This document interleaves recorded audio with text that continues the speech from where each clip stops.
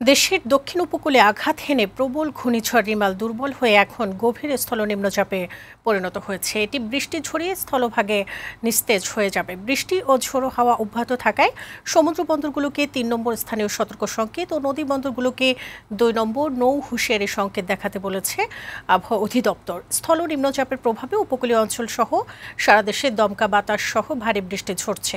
আগামী ২ দিন এর প্রভাব থাকবে বলেও জানায় আবহাওয়া অধিদপ্তর। বিস্তারিত জানাচ্ছেন ফাহিম মুনায়েম। রোববার রাত 9:45টার দিকে ঘণ্টায় সর্বোচ্চ 120 কিলোমিটার গতির বাতাসের শক্তি নিয়ে বাগেরহাটের মোংলা দিয়ে পটুয়াখালীর খেপুপাড়া উপকূলে আঘাত করে ঘূর্ণিঝড় রিমাল। আবহাওয়াবিদরা জানান, এবারও সুন্দরবন ঘূর্ণিঝড়ের সামনে বুক পেতে দাঁড়িয়েছিল।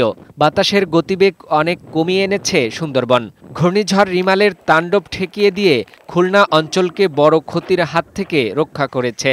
মধ্যরাতে ঝড়টি উপকূল অতিক্রমের সময় বাতাসের সর্বোচ্চ গতিবেগ ছিল 72 কিলোমিটার। আবহাওয়া অধিদপ্তর বলছে, প্রবল ঘূর্ণিঝড় রিমাল দুর্বল হয়ে গভীর স্থল নিম্নচাপ হিসেবে এটি দেশের স্থলভাগে বৃষ্টিপাত ঝরিয়ে দুর্বল হয়ে মিলে যাবে। এটা পর্যায়ক্রমে বৃষ্টি দিবে, যখন উত্তর পূর্ব দিকে আরো অগ্রসর হবে পর্যায়ক্রমে সিলেট হয়ে বাংলাদেশের বাইরে চলে যাবে। স্থল নিম্নচাপের প্রভাবে দমকা ও ঝড়ো বাতাস বয়ে যাচ্ছে উপকূলীয় এলাকাসহ সারা দেশেই। আরও 2 দিন কম বেশি বৃষ্টি ঝরতে পারে। সমুদ্র উত্তাল থাকায় সকল সমুদ্র বন্দরে ৩ নম্বর স্থানীয় সতর্ক সংকেত দেখিয়ে যেতে বলেছে।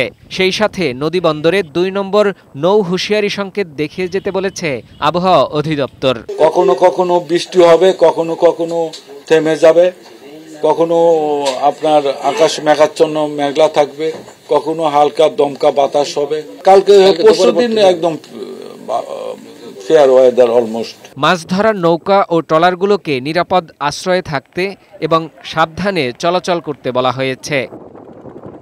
ফাহিম মুনায়েম, বৈশাখী সংবাদ, ঢাকা।